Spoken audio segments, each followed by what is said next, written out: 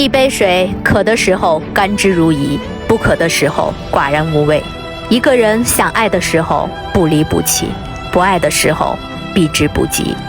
食物放在冰箱可以保鲜，停电了，食物变了味道。你说是食物的错，还是冰箱的错？有时候，并不是你做错了什么，也不是你不够好，只是你不再被需要了。